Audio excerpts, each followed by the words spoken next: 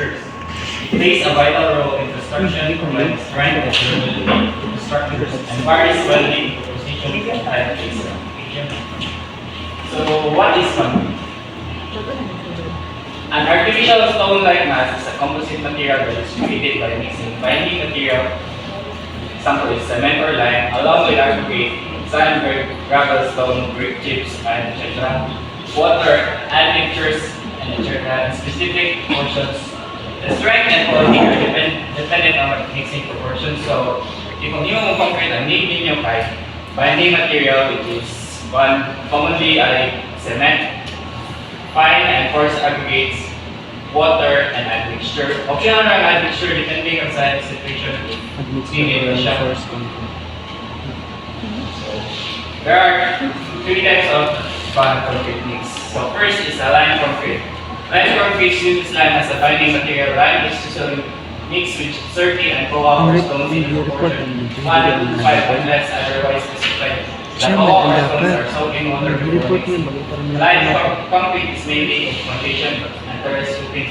So, proportion na dito sa buter na 1 to 5. Ang mga lang, 1% cement, 2% fine aggregate, and 5% coarse aggregate.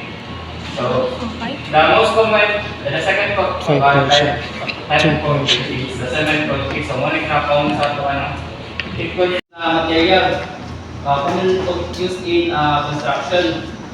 Its main components are cement, water, and also aggregates. But as what the reporter has mentioned, but also sa kung report sunod is we can use other type of material to bind the aggregates together. So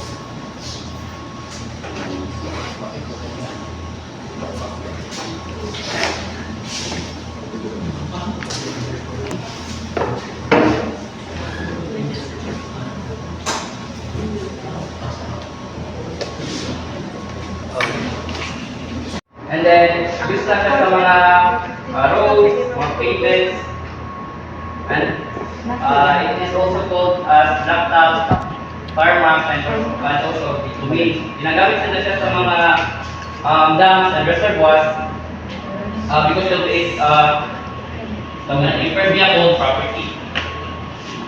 So next is rapid strength concrete. So the next suggestion, dali lang siya mag-gain of strength within 2 hours lang.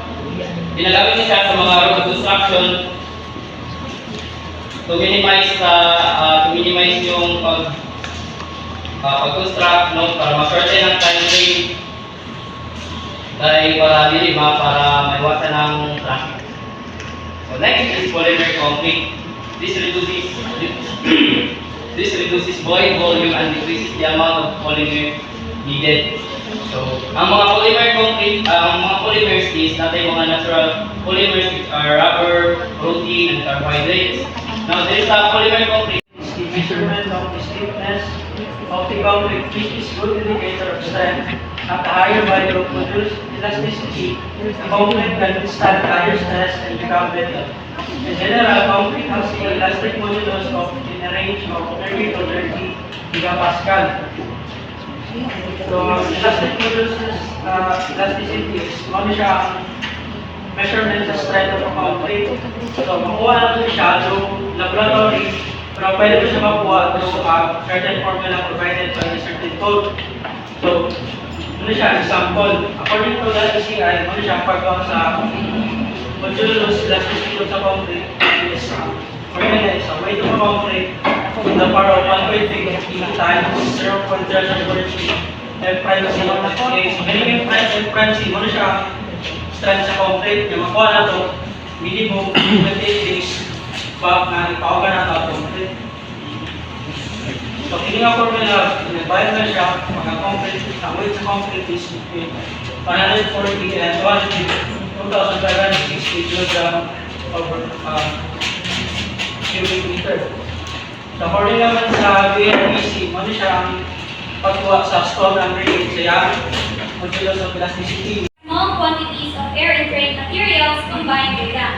These types of cement produce concrete with improved resistance to freezing and thawing.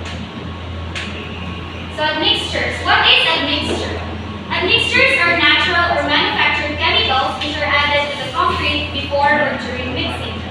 The most often used admixtures are air entraining agents, water reducers, water reducing retarders, and accelerators. So first, we will know about water reducing admixture. These are used to minimize the water demand in a concrete mix. Workability is the important property of concrete which is improved with the addition of water, but if water is added more than required, the strength and durability properties of concrete gets affected. So, mga example sa water reducing admixture. Next is retarding admixture. Retarding admixtures slow down the rate of hydration of cement in its initial stage and increase the initial setting time of concrete. These are also called as retarders and used especially in high